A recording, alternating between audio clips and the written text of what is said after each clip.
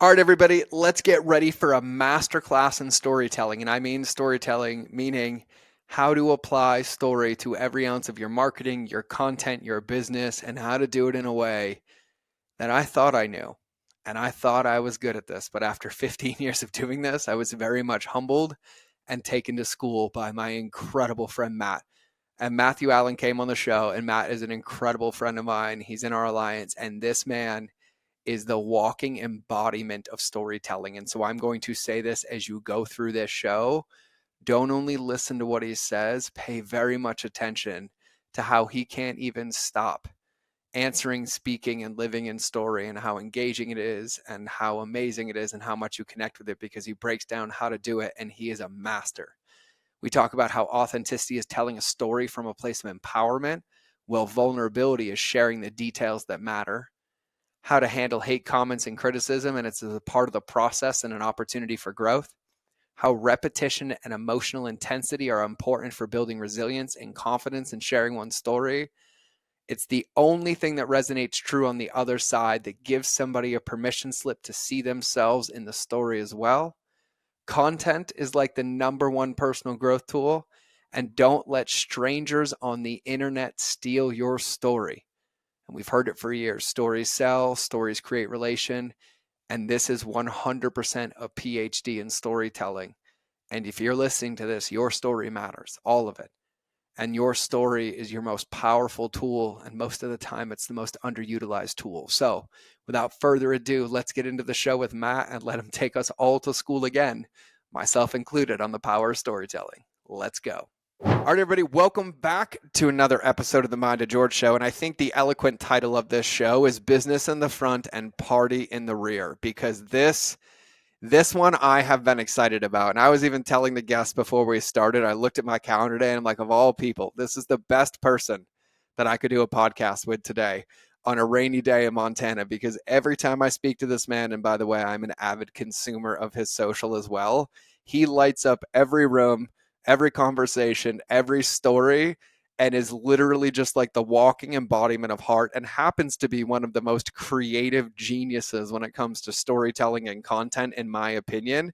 And so I can't do him any more justice than that, but I really am excited to bring on the man with the mullet, Matt, and let him drop some bombs on us when it comes to storytelling and content. So Matt, welcome to the show. Dude, thank you. That was the best intro. I'm like, my cheeks already hurt because of how much I've been smiling before we started recording. So I'm already having a great time. I'm just glad I remembered to hit record, because you and I would talk for Yeah. hours and be like, dude, we didn't even hit record. Like, I'm so sorry. And we could do this all day. And so I'm honored to have you, man. Like, I'm so stoked. And for everybody listening, I have to tell you this, like, right now. I don't even remember who introduced us, but the moment that it happened, I followed him on Instagram and I was like, who are you? Where have you been all my life? And I consume everything. And I used to think I was good at content, and I used to think I was creative. And then I got humbled very quickly and was like, oh, there's levels to this game. And right before the show, I was like, hey, man, what's like this numero uno magic? And he's like, oh, I got you. I got like the number one rule of storytelling. And he started to drop it on me. And I was like, wait, hold on. We have to record this, because I'm going to be taking notes too. So, Matt, take me to church on what you were sharing with us before. Yeah. So the first thing that came to mind when you asked that was Pixar.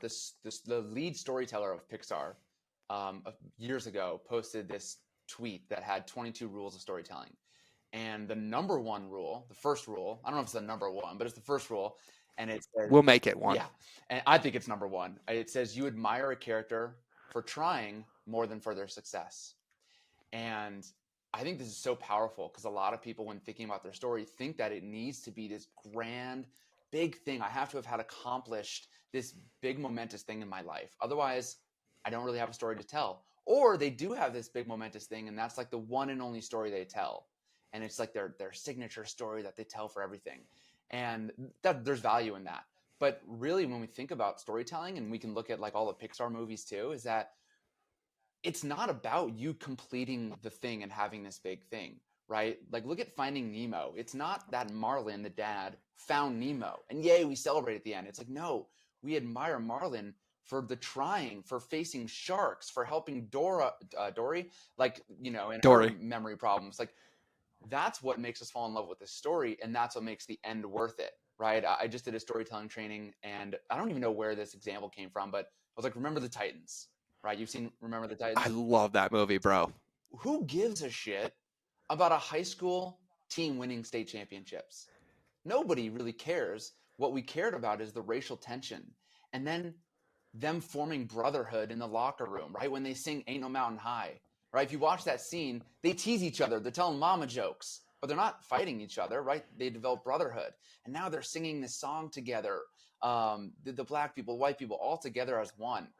That's what makes them coming together and winning state championship so fucking beautiful. And so, yeah, like these big Yeah. moments, they are important. But when you think about why we really care and what really develops deep connection, and when we talk about like content and telling stories on social media, it's getting us, pulling us in with like these external details.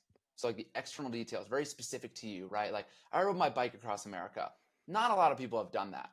So like why share those details? It's because you're going to go, wow, okay, I've also done something cool. Maybe I moved out from my parents when I was 18 years old. Maybe I did a trip abroad, right? We're going to find ourselves in the external details, but what we really relate to is the internal emotions, right? And so I Yeah. might not, I didn't play football. There was like one black kid in my high school, but I know tension between people and I know the feeling of developing brotherhood. So I find myself in the story in those emotional details. And it's in the trying, it's in the pursuit of the thing that we get to experience all of that. Dude, I love that. It actually reminds me. So first, one thing I gotta say, I'm sure you can't even watch a movie anymore without breaking down like every aspect of storytelling. Do you have to watch them a few Dude, times? I was thinking about that, and I watched this interview with Jerry Seinfeld on Howard Stern, and he's like, "You say that um, like everything's material. Like if I come over to your house and we're having dinner, you're like kind of looking for material." And Jerry Seinfeld's like, "Not kind of. I'm looking for material all the time." And Howard's like, "That sounds awful." And he's like, "Why, dude? I love telling jokes. It's my favorite thing. I love going through this world and thinking about how everything could be a joke." And I'm like, that's how I see stuff, not just movies, dude. Like this podcast, when I'm on a walk, when like I'm always like, this is a story, that's a story. And I think it's so fun because it's the thing that I love doing. So like, why not view the world that way?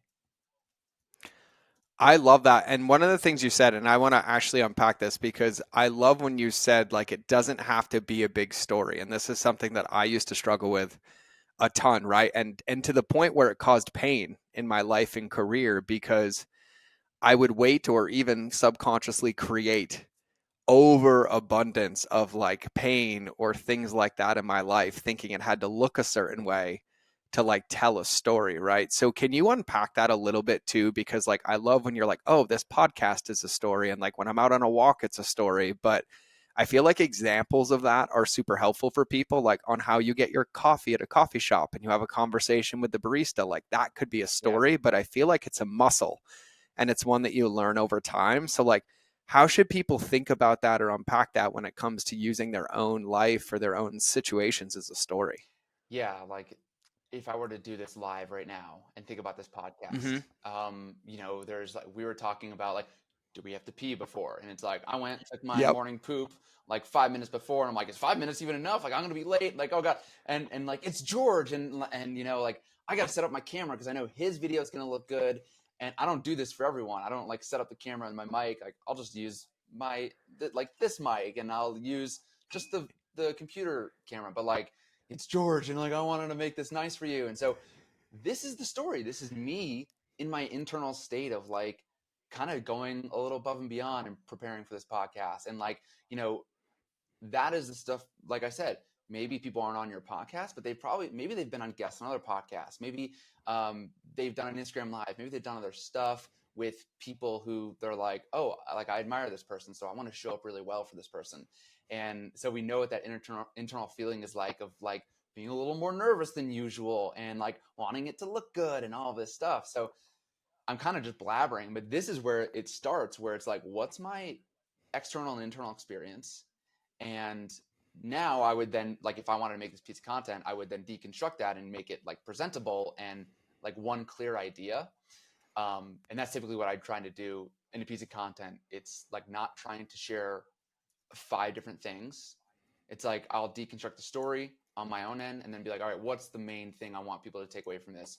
Oh, it's just, as you, maybe it's like as you level up, you're always going to be nervous about, like, you're never going to feel 100% comfortable. You're always going to want to please people. I don't know. Like, I would take some time to deconstruct what the main idea is and then kind of reform the story around leading up to this big moment of like, yeah, I was like more intentional about this, but I took a deep breath and like whatever. So I don't know if that was helpful because I was doing that live, but That well, it was super helpful, and I think I want to unpack it because I remember I gave a keynote in front of some very very powerful people, and my ego is no longer here, so I don't need their names. But I remember they told me right before I went up on stage, they're like, "Hey, like when you're giving a talk, when you're telling a story, the goal is to offend about 10% of the audience." And I was like, "Oh, noted, right?" And then I gave the whole talk. And when it was done, he's like, "Hey, I got some feedback." I'm like, "Yeah." And he's like, "You kind of got like 30%, but I'd keep that flavor for you. It works, right?" And one of the things that you mentioned earlier was tension, right? And I feel like tension comes from emotion, right? And you need emotion when it comes to storytelling, but a lot of stories end up falling flat because they just all tend to be about the details, right? So when you say you're like going to unpack a story, or you're like, I take some time to like unpack the story, what are the areas that you look for, or what are you trying to think through in order to be like an effective storyteller? mm, I love this question. I also just want to point out, you see how I told this story and then you related it to your own story of speaking on stage? Like, that's the point of storytelling. I didn't just tell this big grand story. I just like talked about this podcast and then you found yourself in it. And this is driving this connection between us where, oh, now you get to share your experience and now we know each other a little bit more. That's kind of the whole point. And again, I didn't need a Yeah. whole big, like, look, I made $1 million this year. Look at me. That's not what it's about. And so Mm. I just love that, how like that happened naturally. That's what I actually love that you broke the fourth wall there too, because that's something that I was just like, well, no, I have to meet you where you are, and then I have to create context so you understand like where I'm framing it, and then I really do have a question, but I want it to make sense and match, and so break the fourth wall every time as your dog comes and says hi too. yeah, she'll and I might have to shut the door because then my girlfriend gets annoyed because I talk really loud. And she's trying to work too. I'm um, sure there's a good story in that one yeah, too. but yeah, she comes in, she knocks down the door, she lays on the sleeping bag, and then she's like, "All right, I'm out of here." Um, but yeah, so your question was, you asked about tension and what I'm thinking about, and kind of Well, so like you've been talking about emotion, and I know tension when it comes to storytelling, right? Like emotion creates like this drive. We have to feel connected to it. But you also were like, if I was going to be telling a story about this podcast, I would sit down and I would unpack it. And you said like I would know like what's the main thing I want to share, and knowing that you have a thing you want to share. How do you think through, or what do you think about in the parts of that? Like, what do you do to unpack a story to have those parts to then get to that main thing? yeah. What I love about unpacking any story, all my stories, is that I'm trying to get to a place of my own empowerment. So, especially on social media, where Mm. it's like social media is a highlight reel. I'm like, well, like fuck yeah, it should be. And I can talk about that a bit. Like, I don't want to show up on camera and cry to you and be like, my life sucks. And then everyone's like, it's okay, Matt, you're doing great. It's like, dude, we all have enough of our problems. I don't need to watch you struggle through your problems. Like, I got my own shit.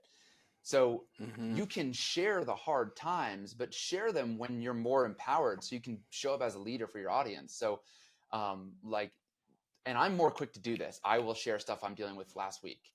Some people might need a bit more time, and this has been a practice for me just to get vulnerable and just openly share. Um, but what I'm really thinking about is, if I'm going to share the story, I want to go from my disempowered state to my empowered state. And what was that? And so if it was this podcast of like maybe feeling nervous and feeling like, I honestly don't even know if this is true, but like I didn't, but let's say it was like, I don't deserve to be here on this podcast. Um, how would I work through that? Do I work through that right before the podcast? Do I do some breath work? Did I do it live and just allow myself to settle in and get comfortable? Maybe I just continue to feel like I didn't deserve this podcast, or like whatever. I don't know. So then I want to sit down with my story and be like, okay, like, get me to the empowered state. I want to take power over the story. And I think that's, for me, the best part about stories is that you get to take your power back over your life, right? And so if Mm, you kind of think of like storytelling, but then all of our life is a story, right? We experience something and then we make up a story about it. How do we perceive this and what does it mean to us? And it's all made up based on your experiences in life. So why don't we just make up a better story about what you've experienced? And it's like, think whatever. It could be like, man, my parents really pushed me to get this engineering degree. And man, I wasted 5 years of my life being an engineer in New York City. I wasted 7.5 years with my girlfriend slash ex-wife. And like, I could create that story and say what a waste, or I could look at it and be like, look at all the fun we had. Look at what I learned. Look at, like, man, New York City's it's the best city in the world, but it's not for me, but it was still fucking cool. And yep. like, I get to create that narrative. And so that's kind of what I'm doing, of like, yeah, life is hard, and it's gonna be hard. And you don't really have to look for the hard, or you don't have to, you were saying it before, like, um, I think this might have been before recording, of like making life Oh harder. no, it was on the recording. It was on the Yeah, recording? making it harder. Yeah, and you were like, this has to be hard, so it's a good story. It's like, no, dude, life is gonna be hard. You don't have to ask for it. Like, shit's gonna come your way. Um, so let it, let it. And then this is our opportunity now to look at whatever that hard or bad thing or these negative emotions we have. And now it's your opportunity for yourself to take power over that story and create the Yeah. narrative around it. And so that's what I do in the storytelling. And then that's the story I will share, because I want to be a thought leader. I want to be a leader for my audience. I don't want to be the dude crying who's always miserable. I want to share that stuff and share how I'm working through it. Dude, I love that. There's a few things that I wanna highlight because here's a story for you. I was at Tucker Max's house probably like 6 years ago, and we were in his kitchen, and he's like, "Look at my wine cellar." And I was like, "Bro!" And we started popping bottles of wine, and we were probably like 5 bottles of wine deep, probably like $30,000 worth of somebody else's wine. So I was all in for that Oh game, yeah. right? Like I'm like, I'll drink this all day. And we were talking, and I was there because he was launching his now company Scribe, but it was called Book in a Box back then, and it was like the kickoff program. And I came, and he's like, "I want you to come audit it, and I want you to write a book." And I was like, "Well, I've already written a book, bro." And he's like, "You wrote a cookbook. I want a book on your life." And I'll never forget this though, because we were doing the outline, and every time I got to this part, I would break down in tears, like just dead on tears. And he's a dear friend of mine, and was a dear friend of mine. We still see each other occasionally, but when we were at his house, like I was really raw and like really in it, like my life, like boom. And for people that listen to my podcast, this was like at the low of the low that I talk about, when I was like 270 pounds. I was walking away from companies, and he looked me dead in the eye and he said, "You can never write a book that you're still in the middle of living." And it landed so deep for me at such a visceral level, because now, in the lens of storytelling, the way that I see it is that the point of telling a story is though that somebody else can see themselves in it and give them a permission slip to pursue their own growth or their own path. And like you articulate it so well when you're like going from a disempowered state to an empowered state. Because another thing that I used to share, and I had to learn this lesson as well, there's a big difference between authenticity and vulnerability. Mm-hmm. And authenticity is telling a story from a place of empowerment, right? And vulnerability is sharing the details that matter. But I was so raw that I would share specific details of my abuse and of the things that I saw in combat.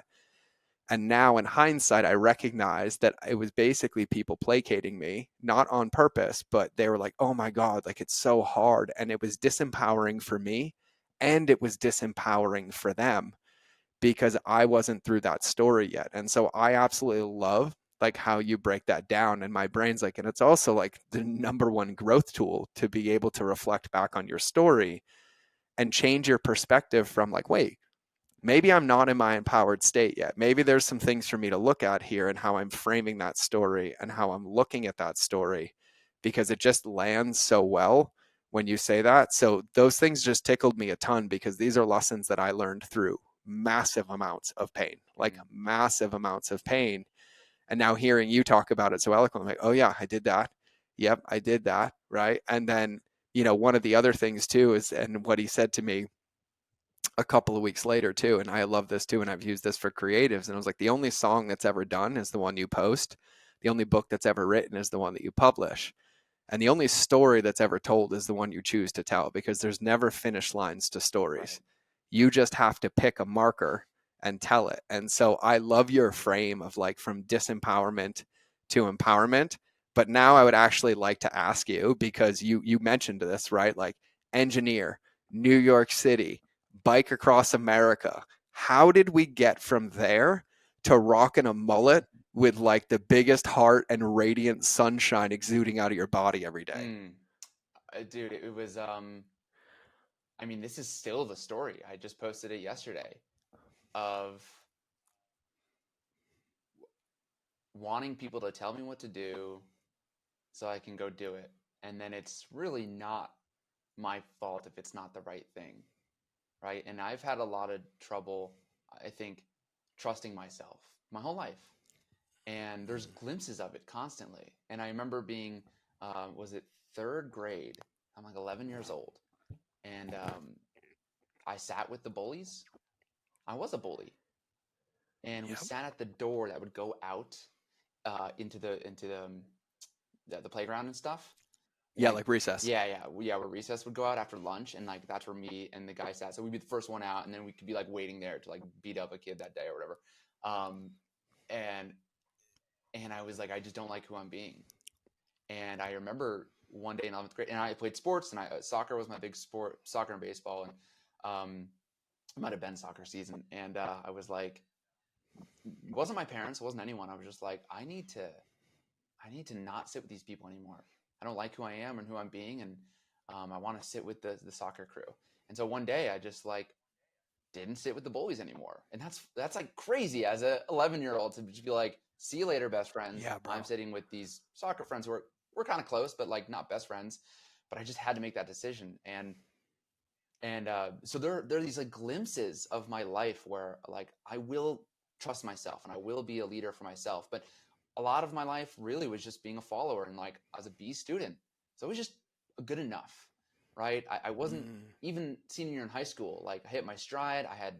I led the team in every stat, but it was still never enough to like go to school for baseball.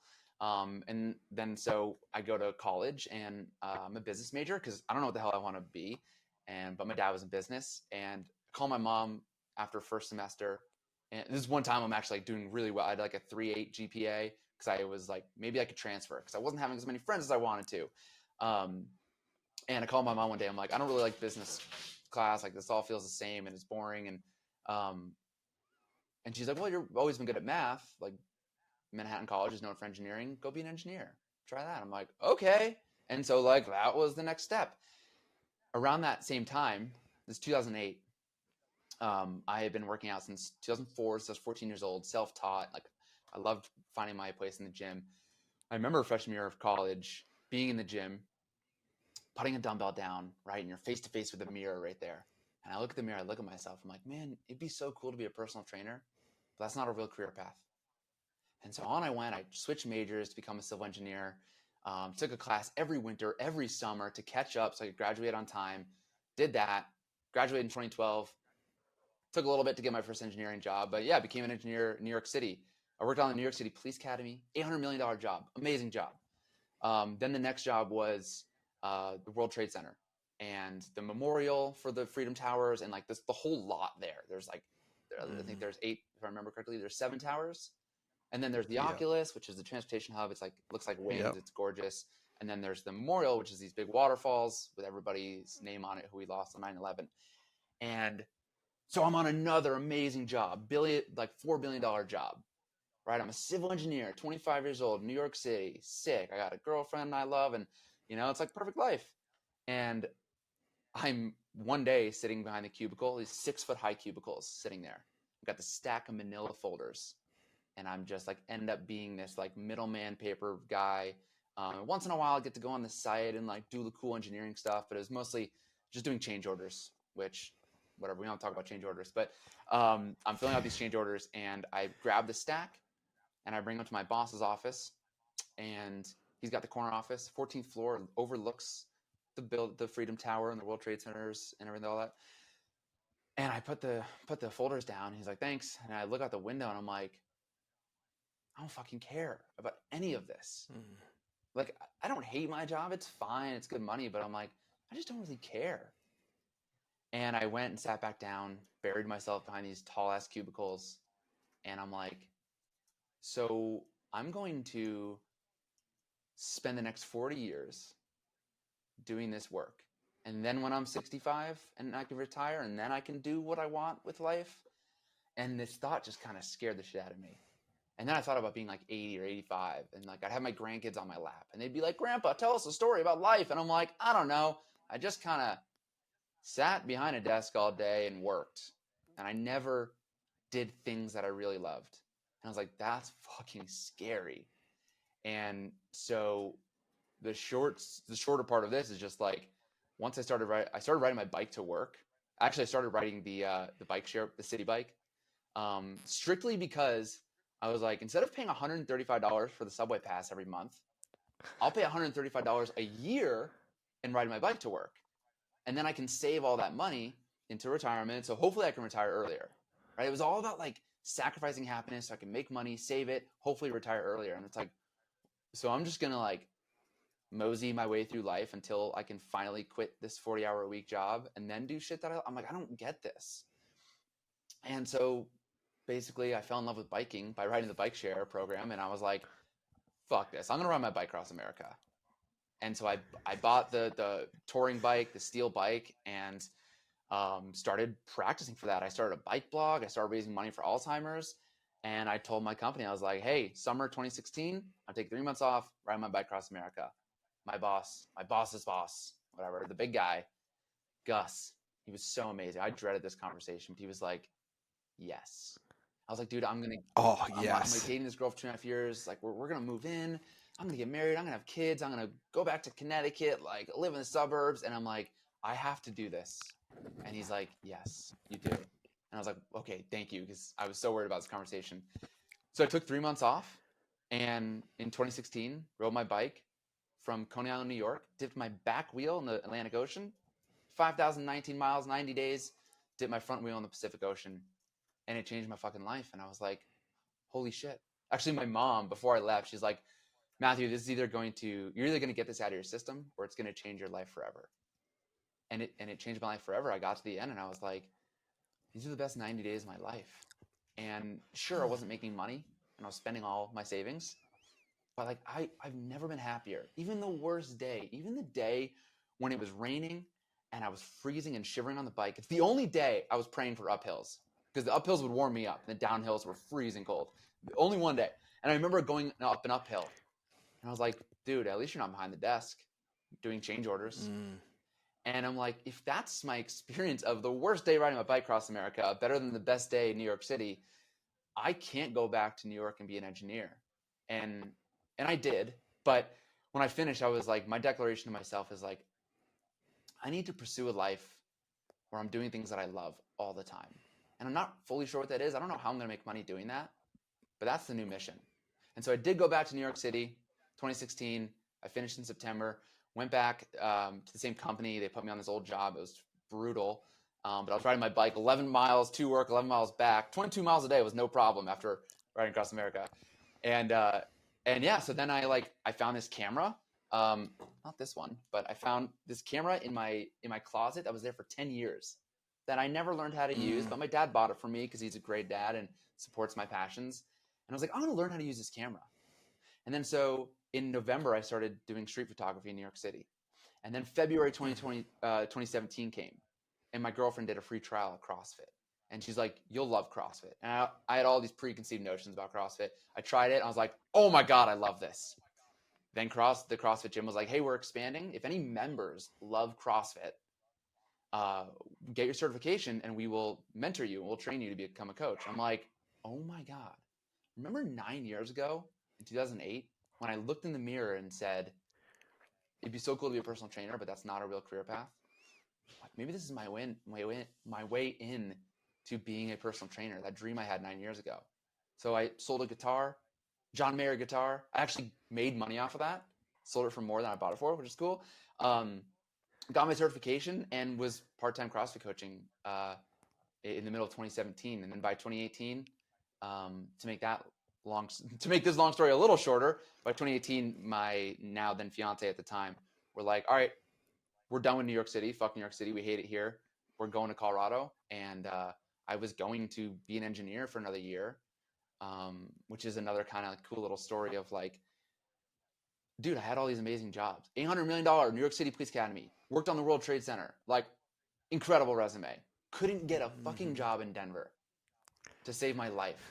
I went for a walk one day on the West Side Highway over the Hudson River, and I was like, okay, I crossed this river about a year and a half ago to start my bike trip. You know, this is day one. Took the ferry across to New Jersey, and I was just kind of looking out, and I was like, what are you waiting for, dude? Why be an engineer for another year? You don't like this. You've always wanted to be a personal trainer. Go do that. And so that's what I did. I quit engineering, moved to Colorado, didn't have a job, but I was like, personal training is it. And and then that was the next journey of Colorado and going from personal training to photographer to marketing and storytelling and all of that. Bro, I now know why we love each other so Mm-hmm. much, by the way, because it is like identical with a decade between, but like legitimately Yeah. the same thing. From like Marine running away from homelessness to I want to cure my bulimia, so I'll secretly be a food blogger to be held accountable to I want to write a book. I don't know photography. Let me pick up a camera. And I started shooting CrossFit. That's And insane. I then love that. I ended up qualifying for SoCal regionals, and that's what got me in. And then I just used the photography, and that's how I learned food photography. Dude, like Hell yeah. literally so many parallels. And by the way, I could listen to you tell stories all day. I'm over here like watching a movie. Like I'm like, like I had goosebumps in my body. And like I even want to call out like a few things because in like breaking the fourth wall for people, the amount of relatability that you put into stories. Like when you're like, oh yeah, and I sold my guitar, and then you're like, insert mini story of like, oh, it was a John Mayer guitar, and I actually made money when I sold it, and that's a good story for later, and like that's an open loop for marketing. Like you embody this so well. It's like who you are, and I absolutely love it. I literally love it. And hearing all the pieces tie together, it's just absolutely awe-inspiring. I want to ask you a question about the bike ride. Yeah. Like I'm just innately curious, right? Because I used to do triathlons and I've spent a lot of time in the saddle, and that time is time with you, right? There's nowhere to Right. go. It's just you and you. Like what was that like? Like did you get any like big breakthroughs or distinctions or learn anything like really deeply about yourself having all that time in that saddle? I think, yeah, there's a few things. Um, I mean, I could share a few things. So 2 weeks in, um, I had been alone for the first. I did this alone, and I ended up meeting people along the way. There is a route that goes across the country, and I didn't start there, Yeah. but I met up with that route at around 2 weeks, and that's where I finally met some people. Thank God, because I was losing my fucking mind. Um, maybe finding it. I don't know. But yeah, about 2 weeks, I was leaving Shenandoah Park, and just I was training in New York City. It's flat as hell. Like I would go up and down the Williamsburg Mm-hmm. Bridge to practice hills, and that's like Not much of a hill. yeah, 350 feet. Compared to 3,000 throughout a day that I would end up riding.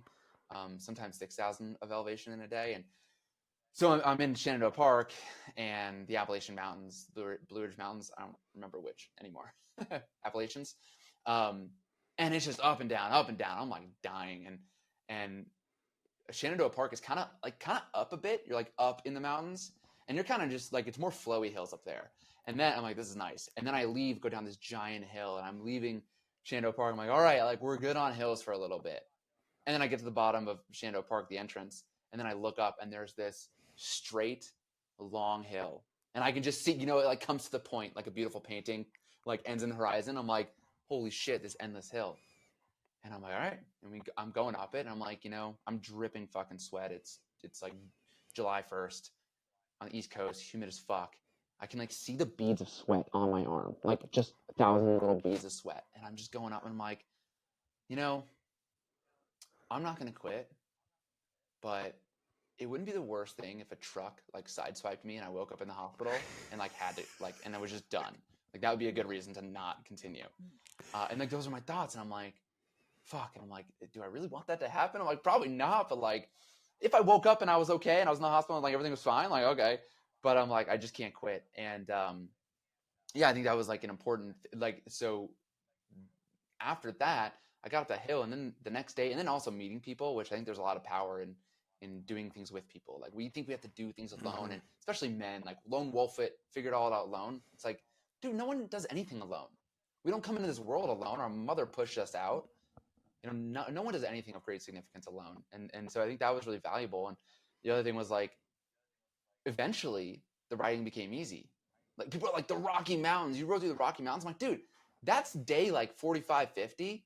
It's easy at that point. Like I got my legs underneath me.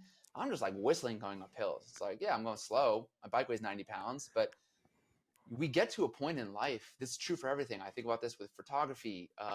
Learning like shutter speed, ISO, and like I don't understand this, and my pictures suck. At a certain point, you just like drop down low. You click this button to lower your ISO, and it just becomes second nature, and you're just taking sick photos.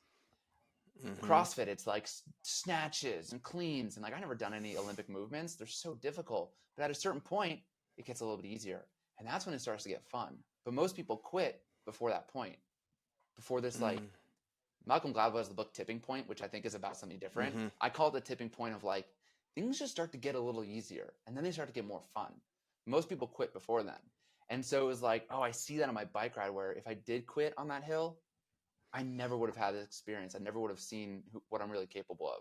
But just being able to like, just one pedal at a time, man, keep going. I got this. If I pull over, have a drink, eat a snack, get back on the bike, let your legs rest, and keep going. And so that was one big thing. Um, and it kind of goes hand in hand. I'll share this and then I'll let you respond, which is like meeting up with these guys. It became a little more fun because we had some camaraderie, and I was mostly like cooking, being really good about budget. But then when I met these guys, it was like, all right, now we're stopping at Cracker Barrel to get like a big fucking chicken fry. My first time having chicken fry, which I don't even think is very good, but we would eat, I don't know how many calories in one meal. We could eat 3 entrees, and we would park our bikes outside and we leave them unlocked. We're in the middle of like Missouri, and then these people, classic overweight American comes out and is like, "What are y'all doing?" And we're like, "We're riding to California," and they're like, "What?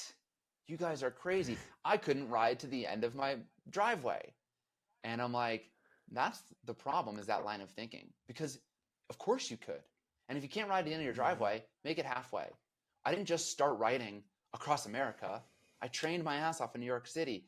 I was riding the bike share program. I rided my bike as a kid to town every day. Like I've been doing this for a long time. I don't just wake up and ride across America. I actually met a guy who kind of did that. Um, and he was so unprepared. It was brutal to watch him. And the bike he was on and all this stuff. But anyway, like, yeah, that's life. We like social media. I'm not good at this. No one likes my content. Well, yeah, why fucking should they? You don't know how to record a video. You don't know how to speak in front of the camera. You don't know how to do any of this stuff. Why would you expect to be good after making 5 reels? Right? I'm Mm-hmm. uncomfortable in the gym. I don't know what I'm doing in the gym. Why would you know what to do in the gym? Get your ass in there every day and figure it out. Google shit, right? This is like how we do stuff, right? We hire coaches, we Mm-hmm. model other people, and we just let yourself be bad at stuff and let that be the fun part of the journey, right? Because that gets to be really cool. Like I remember training for a triathlon. I've always been a terrible swimmer. It's like swimming with my head up, you Me know? too. We're the same, bro. Yeah, We're the same. and then a friend taught us some drills and how to like breathe with our head down and breathe every like third stroke. And I'd swim to the end of the pool and be like, the first day I'm like out of breath, feeling like I'm drowning. And then I came 2 days later, and then I could go down and back without feeling like I'm drowning. And I'm like, it is so fucking cool to be a beginner because the growth curve is exponential. It's so fast. It gets really Yep. hard when you're really fucking good at something and you're making those 0.1% increases. But it's like being new at shit is actually really fun because of the growth, like how fast you can watch yourself grow. But we like to just sit there and shame ourselves for not being good at something we've never done. It's like, who said you were supposed to be good at this shit? Let yourself be bad. Mm-hmm. It gets to be fun. Well, and it's kind of like you admire a character for trying more than their successes, and you give yourself all the ingredients for effective Dude, storytelling. It. if you actually show up, which I actually want to lead into this now, because one of the things that you say all the time is that content is like the number one personal growth tool, right? And so what do you mean by that? And like, how can people leverage their stories and their journeys and even their tries, right? Like, I'm shocked when like I'll post a random story of me doing something I've never done before and I get more DMs, more responses than anything, because I just look like everything. I'm like, well, here's where I fell today. Yeah. Here's what I screwed up today. Here's what I did today. But like, how do you see content as like the number one personal growth tool? And like, how can people leverage their stories and really give themselves a permission slip to like just be a human? So this is the metaphor that I've used recently, which is because I've been divorced. I don't Yep. get through that by just staying single the rest of my life, right? I don't heal from that by just staying like, yeah, there's a period of time where I get to rediscover myself. Like, who am I? What do I really want out of life? But if my goal is to settle down with a partner and build a family, well, then I got to go date. And it's only when I start dating again that I realize, ooh, I'm attracting women like my ex. Or, oh my God, on the first date and with my current partner, I talked about my ex way too much. But I wouldn't know that I was still holding on to that in that life if she wasn't like, bro, like, you need space. You won't stop talking about your ex. Um, I wouldn't know that if I don't go out and start dating again, right? And so Mm-hmm. with content, storytelling, a lot of people want more confidence. We want to stop people pleasing. We want to get over the fear of haters, like all these things, right? We want $1 million. Well, you don't work through that stuff by not sharing your story and posting online. You post and you speak your truth and you tell your story, and then you deal with what happens. If nobody likes it, who are you? What does that mean to you when you get 4 likes on your story that meant so much to you? But it seems like the world doesn't give a shit. Who are you? Who are you when you post something and somebody comes online and is like, you're an idiot. This is the dumbest shit I've ever heard. Are you going to let somebody, some stranger on the internet, steal your power? Are you going to let them dictate how you continue to show up? Are you going to let them stop you from continuing to share your story and to post your content? And if you do, well, then you got some work to do, right? And that's when like the work actually becomes the work. You're not really doing the work if you're just like, I want more confidence. All right, here's some mantras in my journal. It's like, no. I think this quote has been repopularized by Chris Williamson, but the magic you're looking for is in the work you're avoiding. And it's like Yep. for anyone, It's Mike Tyson Mike originally, like Tyson, the OG one is sick. Mike Tyson. Okay, Yeah. I've been seeing more Mike Tyson content. I'm like, I love this man. Bro, Mike Tyson is one of my shamans, man. I'm not joking. Like, that man, He's to go to incredible. the depths of hell. Like, my favorite Carl Jung quote is that the tips of your branches can only touch up to the top of heaven, Mm, to the depth of your roots have stretched down to hell. mm, And like, Mike Tyson is one of them. And you know what's so funny is I took that quote because I love that quote and I added a part and I said the magic you're looking for is in the work you won't do and the feelings you won't feel. yeah. Oh, dude, totally. So good. And that's it, right? So like you post, now you get to feel all this shit. Oh my God, no one liked it. Or look at these 5 hate comments. Everyone thinks I'm an idiot. Um, this is your chance to take your power back, right? It's like I Yeah. went through this. Here's a fun story. So um, this was happening to me, right? And I was getting all of this.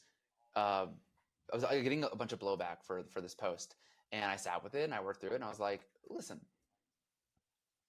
you people don't know me, but you're gonna judge me from one post anyway. You don't sit in the sauna with me and the boys and have these deep conversations. You're not on coaching calls. You don't know the depth of who I am and how I can help people and all this stuff. And so I refuse to let strangers on the internet steal my story, right? And so I worked through that little piece, right? And here's what happens. And however you want to look at this, I'll call it the universe. The universe says, okay, Matt, you're not going to let strangers on the internet steal your power. Well, I don't want to jump ahead. I'm going to give away the big moment, the big climax. But here's what happens. So I post that on Wednesday, literally a Wednesday later, week later. Call my brother. This was a few years ago. Business isn't going as well as I want. Which is kind of here nor there, kind of not really. But call my brother. He's back on the East Coast. And there are these 3 weddings. And there's a college friend back on the East Coast. There's one of his friends back on the East Coast. And then there is, I think it was a family friend back on the East Coast. And they're all like have a 2-week gap between. And I'm like, dude, I'm not coming to all of these. Like, first of all, I don't even speak to these people. So if I'm going to spend $2,000 on a weekend trip, like I'd rather do that with my girlfriend or my friends here. I'd rather like spend $1,000 with the friends I actually love. And also, um, like, yeah, I don't even know if I could afford it anyway. And it went down to this, like, dude, this whole entrepreneur journey, you're not making the money. Like, you should get on LinkedIn, and here's what you should do. And my brother's giving me all this advice, and it's all out of love, and I appreciate it. But like, I'm like, I don't want to be on fucking LinkedIn. I don't want to coach these types of people. I don't want to work for corporate companies. Like, I know the mission I'm on. I know the people I want to help, and like that's.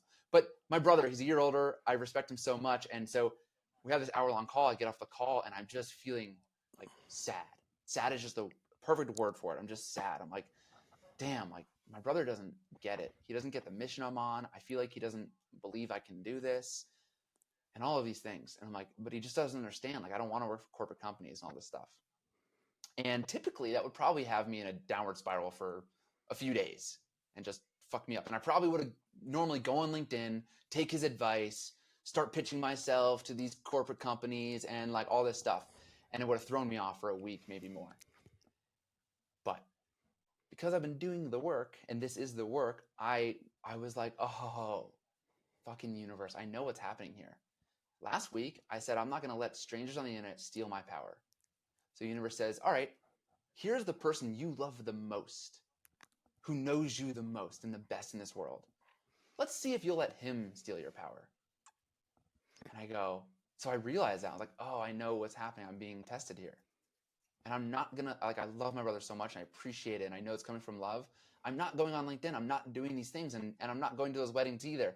And like, this is what I'm doing. And so for me, it's like, what I really want is to just, I think what we all should be doing is practicing trusting ourselves, loving ourselves and trusting ourselves. And it, like, that is, like, that's where the bike trip came from. My whole life, I've been listening to what other people telling me to do, right? And what degree I should get and the life I should live. And it's like, for once, I'm like, I am going to ride my bike cross country because I want to do it. It's the thing I love. And not because it has to, not because I need to solve and figure out my life. I just loved riding my bike and I wanted more of it. I wanted to like experience life. And so I just followed that nudge. And then I grabbed my camera out of my closet because I followed that little nudge. And I did CrossFit and got my certification following that little nudge. Just because these are things I love, not because it was going to make me $1 million or it was going to solve my life problems. I just want to pursue things that I love. And I want to trust myself in making those decisions. And this is like constantly the work. And it's literally the reel that I made yesterday, right? Like, I am just getting better. Like, I don't know if we ever solve the problem. We just more quickly trust ourselves. So like in the past, I would go off on a downward spiral for a month. Then it was a week. And now it's like probably 5 minutes, maybe. Depends on how big of the challenge might be. But I can really catch myself really quickly, come back to center and trust myself. And yeah, and I'm gonna say this now for everybody listening. I'm gonna give you his Instagram right now because I literally watch every single reel he posts, and I'm like, I'm in, I'm in, I'm in. So his Instagram is Matthew.Allyn, Allyn. So it's Matthew.Allyn, and we'll include it in the show notes, and I'll link some of the reels in the show notes as well. But that felt like an open point because I love, like, one of the things that I wrote down that you said is like, don't let strangers on the internet steal your story. And I'm a big fan of my scripture statements, right? Like I delegate my life down to reminders that hold me accountable. And one of the things that I had a couple of years ago for myself, and I wrote this down hundreds of times, is that my pen was my path to freedom. But what I meant by that is that the only time I lose is if I allow the story of the previous moment to dictate the next moment. Because at any moment, I can change the results by just writing a new story, by going again. And you know, I forget, and Ashley reminds me all the time, and everyone's like, oh, you're so good on video. And I was like, wait, I've done like 50,000 videos now. Like literally, like I send 150 video DMs a day. I record podcasts galore. I prefer video, but I'm like, I still feel like a beginner, but I've put in so many reps on just videos and videos and videos. And it's like second nature to me. And every one of them, it's the same as you, is like, I'll literally be stuck or some big thing will happen. And I'm like, no. And I literally go record a video for everybody. And all of a sudden I'm through and I'm already in the new game. And the only way I lose is if I stay stuck in that rumination of like, oh yeah, well, I'm reading that book. I'm reading. No, like just write a new page. Like just pick it up and write a new page. And effective storytelling is having them link together. And so, like, hey, I actually realized I offended a few of you last week, and I'm pretty offended on how much it upset me. So apparently you were right. And so here's my new story. Yeah, yeah, yeah. And here's the next The page willingness to and the move next on part. is huge. Yeah. Like, I mean, I write emails. I'm like, this is the best email I've ever written. Then a week later, I'm like, I wasn't exactly right. And I'm like, whatever. It doesn't matter really, like, because to me, it's not about anyone else. When I make Mm-mm. content, it's for me first. It's for me to write Yep. my story, to script it out, to understand like that disempowered, empowered state, and then the next step is like, let me share this with the world, and let's see. And I'm like, fuck yeah, I want to go viral. And when it doesn't, I'm like, oh, it's not as good as I thought it was. Maybe it's not as clear. I had this one that got me 700 followers, and it's like one of my best reels. I'm like, I'm still trying to figure out, like, what was it about that reel? Like, there's no trending audio. I'm like, I think it Bro, was just simple. I And say this I say this all the time. I went live for probably so when I had clarity with God that I was out of alignment with that company and I was giving it away. I didn't give it away instantly, but like the Facebook algorithm was broken and nothing was working. But then Meerkat and Periscope popped up, right? And I was like, all I did was wrote on a piece of paper, I'm going to go live every day. I had no finish line whatsoever. It was just show up. And dude, I would show up and I'd turn the live video on. I'm like, I don't have anything to say today. And then somebody would ask me a question, right? Or I'd have ideas. And my whole career, and I mean my whole career, I've been putting content on the internet for 15 years now. And I've had one viral video. yeah, One. 7.5 million views on Facebook, 8,000, comments. And of all the ones, it was one of the days I went live and I was really, really upset and I was still bulimic. I just didn't tell anybody. And I was on a New York Times bestselling book tour and I just went live. I'm like, I don't want to be here. Like, I feel like poop and blah. And I remember this video so well. And then someone asked me a question and I was just like, screw it. And I was like, you know why I'm upset?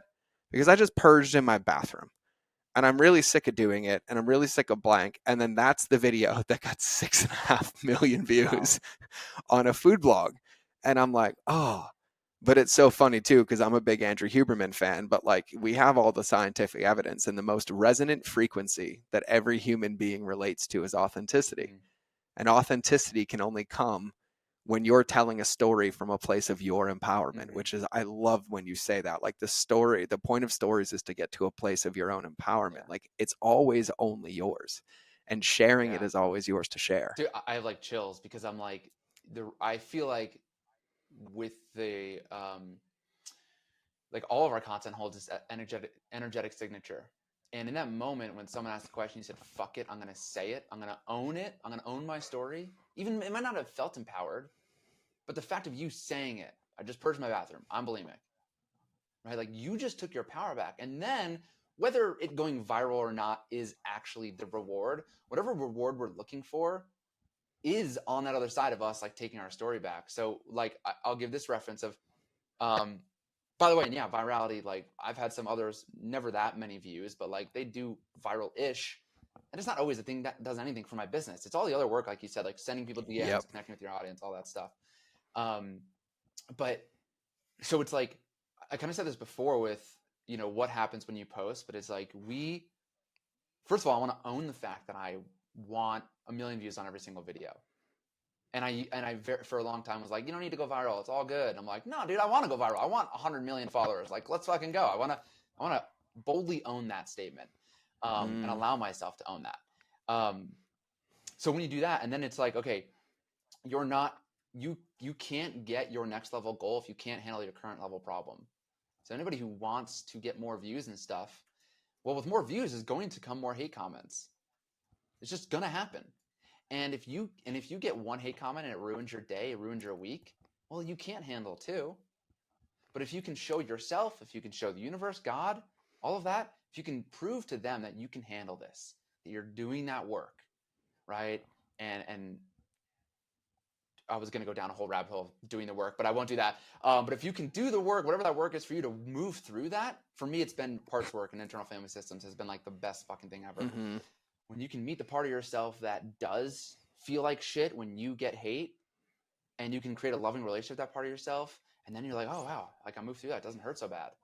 then the next video will get a little more views. And then you will probably get 5 more haters. And then you need to work through what 5 haters feels inside of you, or a worse comment. And then you continue to like work through it, get the reward, work through it. Like you're kind of like, it's raising your vibration, right? Like that is what it is. Mm-hmm. And you're just learning how to do that. But again, you don't do that by sitting here and like, I'm just gonna keep this to myself. It's like, dude, look at you. You fucking owned it. And now you can openly say it. And I'm sure like you have so much power over that part of your life, Yeah. because that was the day. You don't forget it, because that's the day you fucking owned it. Not to yourself. You didn't hide it. You said it to the world. And that began the process of you then telling your parents, telling your partner, telling your friends, telling all sorts of people. And then you get more power over that thing, which allows you to probably stop doing it. Yeah, and it's so crazy because I have 30 of those moments, but the next day I called my friend with the largest women's podcast in the world, and I'm like, I'm ready. And she's like, really? And I'm like, let's do Wow. it. And like, but I have hundreds of those, but at the end of the day, the only person who needs to be able to sleep with his head on the pillow is me. Totally. And Exactly. the only way that I can do that, and people will remember, like, I'm so, I'm such an, I'm going to be really choice with my words. I was a Marine. There's only 3 colors of crayons in my box: black, white, pink, right? Those are it. Those are the colors I live with, right? Everything else, you're too complicated, you're too out there, but I need reminders. And so if you go look on the internet and Google my name, you'll see a season for 2 years. I wore a t shirt that I made that said unapologetically authentic, because I made that t-shirt the day I told that story, and it felt like freedom to me, but it was a muscle. And it didn't mean that because I did it once, it was going to stick forever, because change comes from the amount of reps and the emotional intensity of doing those reps over time until it becomes, oh, I pick up the camera, lean down, pop, pop, pop, pop, pop. And like it was just constantly. And now it feels like prison when I don't share my truth, Right. when I don't speak authentically, because I feel like I'm turning off parts of myself. But it really comes down to putting in the reps for us. And like your framing of this, like the number one thing that, like, I've had goosebumps 20 times listening to you talk, but the one that really lands for me the most is like, the entire point of your story, the entire point of posting on social media, the entire point of even creating content in the first place is only for your empowerment. Mm-hmm. And if it's anything besides that, it's manipulation, which will never work, because it has to be your full story. And when it's your authentic story, it's the only thing that resonates true on the other side, that gives somebody a permission slip to see themselves in the story as well, which serves as the catalyst for them to potentially crack the door or lean in and be like, wow, if this guy can own his story, if they can talk about that. And like, here's the thing, my son's in an amazing school, and we were talking about how 7-year-olds, they don't have an inner paradigm yet. They don't have a paradigm, so they don't have an inner dialogue, right? And she's like, hey, like, you're gonna have to model mistake making. And I was like, what do you mean? She's like, well, have you ever spilled your coffee? And I'm like, oh, yeah, this morning. And she's like, what'd you say? And I was like, fudge, right? And she's like, okay, here's what I need you to do. When it happens, I need you to say oopsie out loud and then rewrite the story. And so I've told this story a few times, like literally 6 months ago or so. She's like, no, you're going to have to model mistake making. And I'm like, okay. And so like I'd stub my toe and I'd be like, fudge. And I'm like, oh, wait, oops, daddy stubbed his toe, got really angry. That feeling put me in the mind trap. Yeah. And the more I practiced it with my 6-year-old, everything in my life got easier Automatic because reaction. it was just Yeah. automatic reactions. And then like, what's the fear? Like, someone's going to judge me because I made a mistake and then I'm rectifying it and getting it better? No, that's the win. The dangerous part is making a mistake, beating myself up, living in it, ruminating on it, and stacking up the evidence so that I feel stuck. Mm-hmm. And it's like, no, like, your story is your freedom, Mm-hmm. and only you can tell it, but you got to tell it. Dude, this might take us on a whole nother loop, but I feel like I have to share it because you brought this up, because it's just been so Go. powerful for me, where it's like our immediate reactions to stuff, right? It all comes from this child. Like I imagine your listeners know, like, all the childhood wounds and stuff. So we behave in a They way heard me that, talking off about it. Yeah, yeah, yeah, we yeah. behave in a way that doesn't serve us. And so this is like the parts where I was mentioning earlier, where your automatic reaction becomes fuck when you stub your toe, because that part of George who screams fuck wants something, wants to be seen. Oh no, baby, are you okay? Like, oh daddy, are you okay? Whatever it might Yep. be, so that you can get, the love maybe you didn't want. But oftentimes these ways of behaving don't work. And so, like, for me, I love to give this baseball example. I play men's league baseball now, and when I'm pitching, um, I'll be on the mound. I was playing for this team very bad, and I pitch and like I can handle one error. Errors happen. Then there'd be like 3 errors in an inning, and like 8 errors in the game. And I'm like, I am pitching 2 extra innings every game, because of all these errors, and it's like it gets frustrating. So there's like a third error in an inning, right? And I back up third base. I back up my position as a pitcher. I'm like in the right place. But when I start getting angry, I don't do those things, and I slam my glove, and I like openly am like pissed off and frustrated. And I think about this, like, I don't like that. I don't like being that way. And I'm like, if I was a Major League Baseball player, I want to be the guy who the kids watch on TV, who's like always grounded, always calm, always like good. Not the guy throwing his glove like it's like a freaking spaz. But it's like the immediate reaction. And so in meeting, so this is like the parts where I'm like, okay, frustrated Matt who gets, or I call him angry Matt sometimes, like he gets frustrated on the mound. What does he want? Let's say getting frustrated worked. What does he want? And what he wanted, and doing this work, I realized what he wanted was like, oh, he wants his teammates to see how much he cares about this game. And he wants Yep. his teammates Yep. to be like, Matt, you're pitching amazing. You got this. Like, let's go. We're going to get a bunch of hits for you. And like pat me on the butt and stuff like that. What's actually happening is I get frustrated. And if you've ever played sports, if your teammate, especially like a pitcher in baseball, you're going to give him space. You're going to leave him alone. Let's let him cool off. Let's not talk to him. So me being frustrated isn't even getting me the love that I actually want from my teammates, the camaraderie. So in this work, I would literally do this on the pitcher's mound. An error would happen. I would get mad and I would be like, well, catch myself. How do you want to show up? I want to show up as a leader. Okay, what would a leader do? He would cheer on his teammate. Okay, the teammate who made the error. Let's go, Jose. Like, you got this, dude. You're a brick wall at third base. Like, you're good. You're going to get the next one.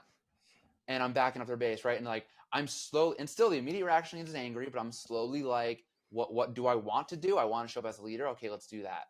As I'm doing this, there's one game, I'll never forget this. I'm practicing this live. As I'm doing this, I have a very bad inning. I'm like cheering on my teammates. I'm backing up. I'm doing what I'm supposed to be doing.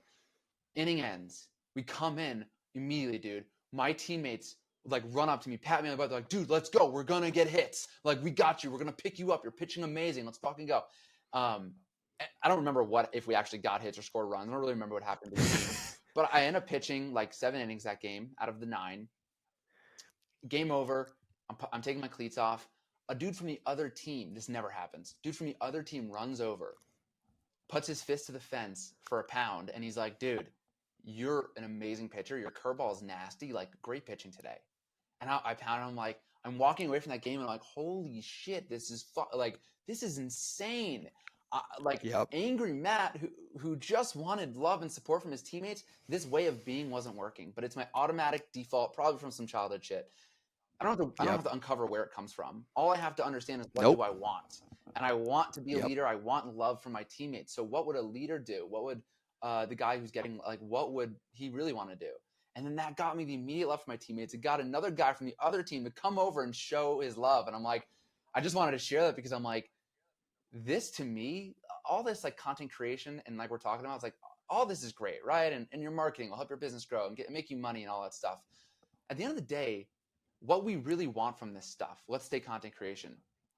You want to create content so you can get more leads, so you can make more sales, so you can make more money, so you can what? Take your kids to Disney World, so you can take your kids to Disney World so you're deeply connected with your kids and give them a good life. Why?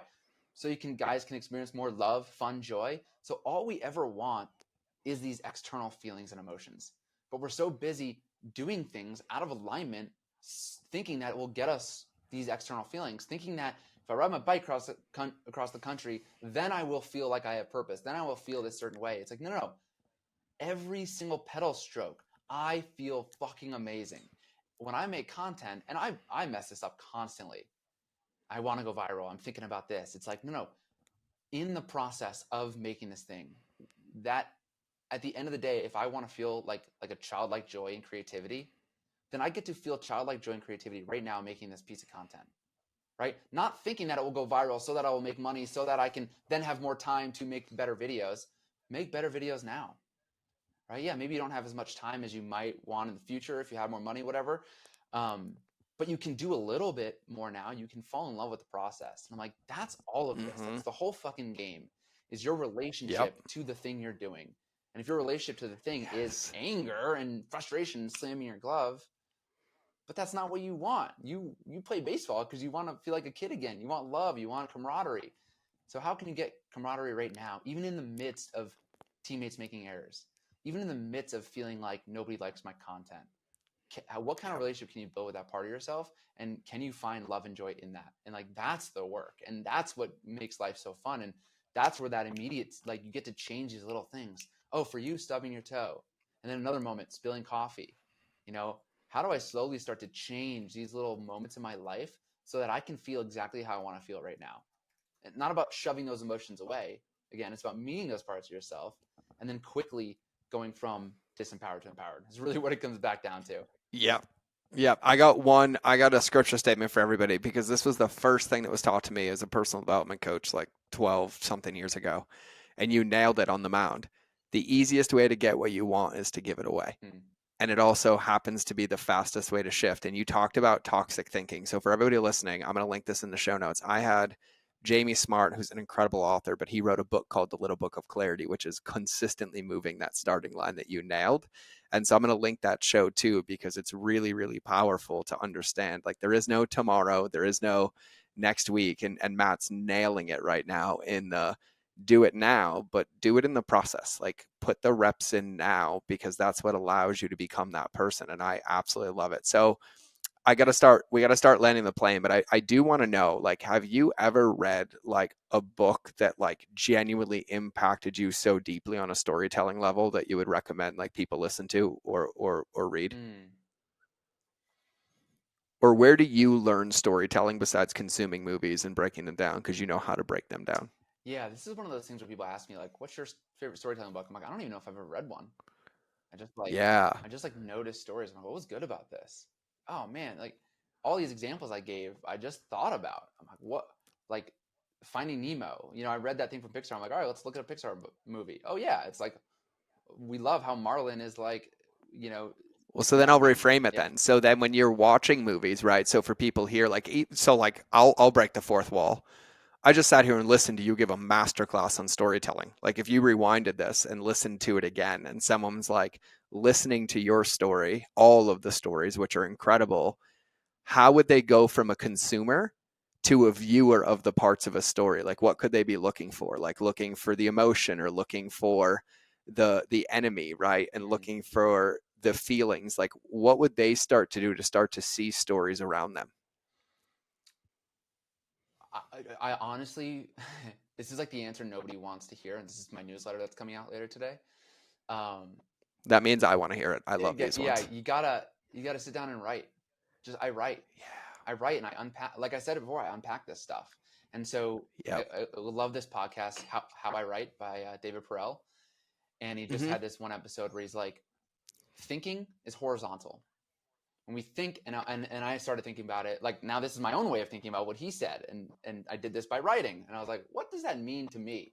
So yeah, you're in a car and you're like, Target, Barnes and Nobles, Dick's Sporting Goods, like that's George's house, and there's a cemetery, and it's like your thoughts are fucking everywhere, right? You sit down and think, and Yep. you're like, all right, I'm gonna create a great piece of content. Why storytelling? Why is it so important to do storytelling? And you're on a walk and you're thinking, and then all of a sudden, 5 minutes later, you're like, I'm gonna master a mojito recipe this summer. And you're like, you're not even thinking about the thing you started with, because that's what our brains do. They're just fucking wild beasts. When you sit down Yep. to write, writing is vertical. You get a chance to go, okay, why is storytelling so important? And when I write, I slow my thinking down. I'm actually able to start to go deep. Don't fucking Google anything. You have the answers. Trust yourself to have. And so what I do is like, okay, why is storytelling important? How does Matt with a mullet who loves baseball, loves his older brother who's a year older, his girlfriend has a Vizsla puppy, lives in Bend, Oregon, how does he answer this question? What does it mean to me? And I just sit there and I write. And so, same thing, like, okay, I have this story I want to tell. Why? Why is this something I've never forgotten? What does this mean to me in my life? So, like, I had a post about my house burned down as a kid. I'll make this short. Don't worry. I know we got to wrap up. Um, we had a house fire when I was 15 years old. I was a freshman in high school. Mm. And so I'm going to go tell that story. But the story isn't like, I had this house fire and like, here's all these things that happened. When I look back at that house story, I remember we were standing out on Weed Street watching the fireman hose the house down. Me and my brother are next to each other in one of those like wool scratchy blankets that are gray, you know. We're like under that with a hot chocolate. About 200 feet down the street, my mom just gets a burst of emotion and starts hysterically crying again. And she's talking to our aunt, our neighbor, and my dad, and they're in this like little cluster. She starts crying, and my brother and I look over. My dad just grabs her and pulls her in and hugs her. And in that moment, as my Derek Jeter rookie card is fluttering to the ground in the snow, soaked in water, my beanie babies are covered in ash, I'm like, oh, none of that shit matters. Like, we have each other. We call us the Fab Four, my mom, dad, and brother. And since that day, I mean forever, but like since that day, it's like through divorce, through moving across the country, through breakups, through all these things in life, going to credit card debt, like all the things I've experienced, I've had my mom, dad, and brother. I don't need material possessions. And so that moment is the reason why I don't really care. Like, I have a fucking Subaru Impreza. It's a piece of shit. I don't really care. Like, yeah, I kind of want a Ford Bronco, but like, I'm not in a rush to go into debt to buy that thing. It doesn't really matter to me about these material possessions. Why am I that person? I think it's because of this day when I saw my dad hug my mom and say, oh, material possessions don't matter. And so that didn't come out of nowhere. That came from sitting down and thinking about, what did my house fire mean to me? And I could have a few meanings, right? How the town rallied behind us, gave us a bunch of money.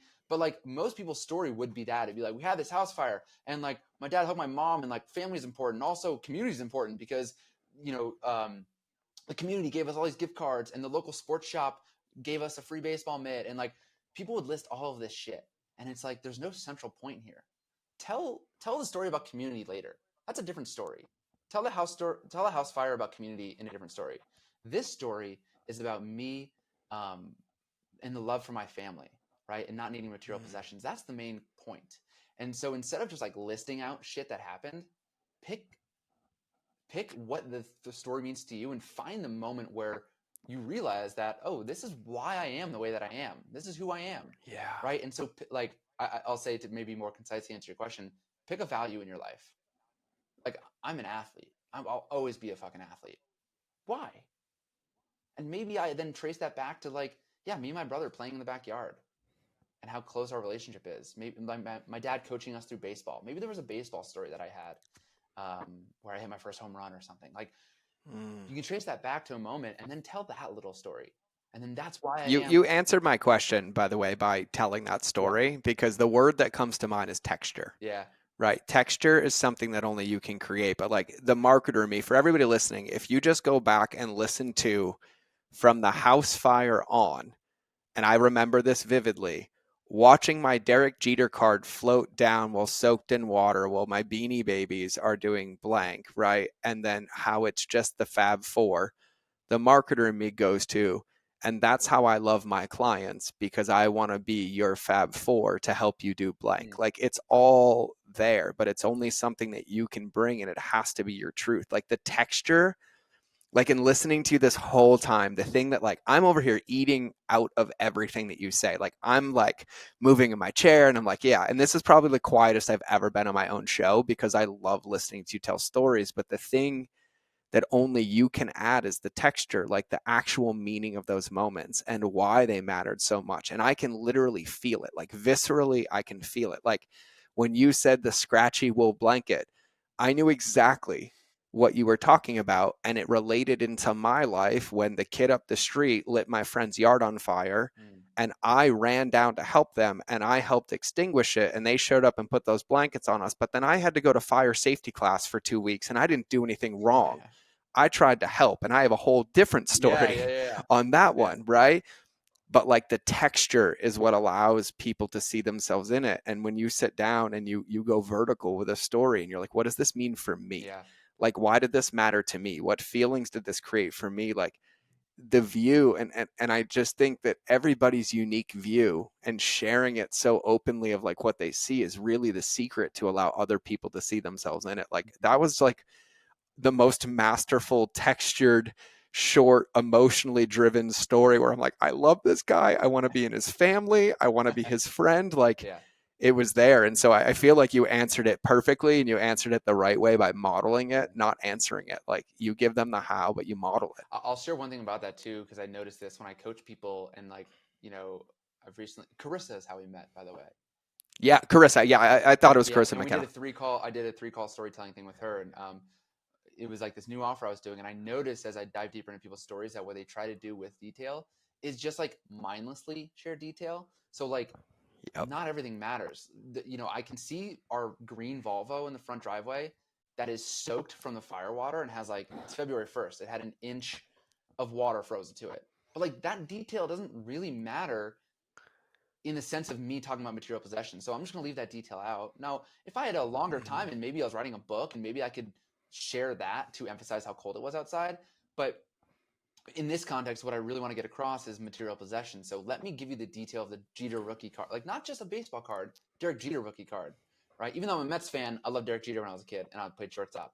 Let me talk about the Beanie Baby collection, because people our age probably had a Beanie Baby collection, which drives us closer, right? I had like a monkey collection, but like that detail like doesn't really do much. But we all understand Beanie Babies, right? So it's intentional that I'm picking these things to drive the story, not just throwing in Mhm. more details just because I'm trying to make the story, invite people into the story more. It's like, no, I'm being intentional. Yeah. And here's what I want to say, because I have one question to land the plane, but I also have a challenge for everybody listening. So, like, literally take this as a challenge. And I'm going to challenge you because I don't know anybody better at telling story. And I've been doing this for a long time. And I'm not joking. Matt can tell you, I've literally got on a call and I was like, I am already your biggest fan. Like, I love you to pieces. But my challenge for you in listening to this is to actually DM him. And I challenge you to DM him and tell him a story. Like, tell him a story about something in your life, something that means something to you, or anything, because he loves helping people's story and going back and forth. And I tell you, the more that you practice this and the more you try this, you can include me as well. But I'm going to give you his Instagram again, because it is Matthew.Allyn, Matthew.Allyn. But I challenge you, because the only way to get better at storytelling is to practice. And when you can practice with a master, you learn a whole lot faster. And so he'll probably respond like, oh my God, have you thought about this? And I love that story. And he'll tell you a story in response. And the more you practice this, the better you get. And I'll even tie a few things he said. It's not the first story. Like, every book, I'll tell you right now, I wrote a cookbook and I swear I thought I was done the moment I submitted to the publisher. And then I got my first tracked changes back, and there were 18,100 and something edits that I had to go through. And it took me like 3 days. And then I had to buckle down, drive in, and I'm like, okay, I'm going to get over this finish line. And I was like, okay, I'm done. And like, literally, I was like, the book is done. 6 days later, 6,000 more. And I'm like, oh my God. And now, just so you know, the book has been in print for exactly 10 years, coming up on June 10th. And there are still typos in the book. And it has been out, and it is literally printed over 250 or 300,000 copies, and there's still typos in it. So there is no perfect story. There is no story that's ever done. It's just the more you practice them and tell them. And so my one question, I know you listen to the show, but this podcast is like depth, depth, storytelling, personal responsibility, your own breakthroughs, the overcoming limiting beliefs inside of it, and using story to do all of it. So imagining that everybody listened to this whole episode, forgot everything that we said, and you have the ability to tattoo any wisdom on their soul to take with them forever, what would your tattoo wisdom be? um, I actually want this tattoo, so this has to be my answer. Um, it's amor fati, the love of one's fate. It's not to simply love the good times and just bear the bad times. It's to love all of it. And that's, I mean, we talked about it earlier, but it's like, how can I love this Mm-hmm. moment too? Because like, man, we get one life. And if someone Yeah. commented on my Instagram the other day and they're like, I love this, I love your way of viewing the world. I'm like, I just don't see another option. Like, like, I know it's easy. I know we have our trauma and there's reasons why we do this. And some people are more like negative about life. But I think, again, the practice is like, can you just start loving life again? Love all the moments, because you do have that choice, and it's fucking work for all of us. But like you said, with the stubbing the toe, it starts to become more automatic. More like the things that used to bother me, sitting in traffic, a bad day on the ski slopes when it's too windy and it's all icy. Like that stuff doesn't bother me at all. I'm just happy to be here. You know, I'm happy to sit in Mm-hmm. traffic because I get to listen to more of my favorite podcast or my favorite song. That way of living in reaction to life just becomes automatic, and then you just level it up and new things will bother you and you work through that. But to me, that's what makes life so fun. It's like, how quickly can I love this moment right now?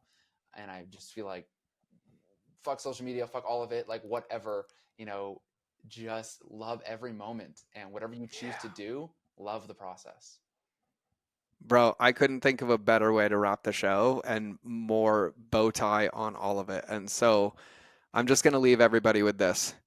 Pixar said it at the very beginning, but you admire a character for trying more than their success, and we celebrate every ounce of you. And so don't let this episode go on the shelf. Pick up one thing today and put it into practice. And practice it and practice it and practice it, because the faster you start practicing it and you play the game, and I know it's going to feel like you're a dog or a cat putting shoes on and walking across the floor.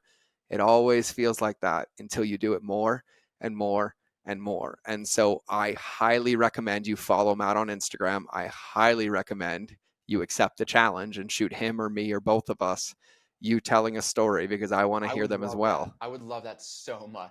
But George, this is like, I love podcasts because I just want to do things that, I know I totally interrupted you, but I just want to do things that Go ahead. energize me. And I'm like, I I know. don't give a fuck. Like, I don't need your money. I don't care. Send me your story. I love going on a walk and listening to you and then being like, I love this. Think about this. That energizes me. And again, if we go back to the feeling, all I ever want in life is to feel super energized. And so the money will come, whatever. I don't care. Like free coaching, sure, you can have it because I just want to be energized. And you can interrupt me anytime because I love every ounce of it, bro. Your passion, I will never turn off. I will never try to dim your volume knob. Talk over me anytime, anywhere, anything we ever do together. You have a welcome pass to shut me up and get me out of the way so you can shine. So I love it. And Buddy, for everybody listening, I genuinely recommend it because this man is incredible and I'm honored. And I know we'll be doing a round two and probably more in the future. And so I'm just going to leave it as here. This has been an incredible show. Remember that relationships will always beat algorithms, and even more so after listening this to today, the one with yourself, because the whole point of your story is to be in a place of your own empowerment. And so you will either see me in the next episode or you will hear me in your earballs, but either way, we're out.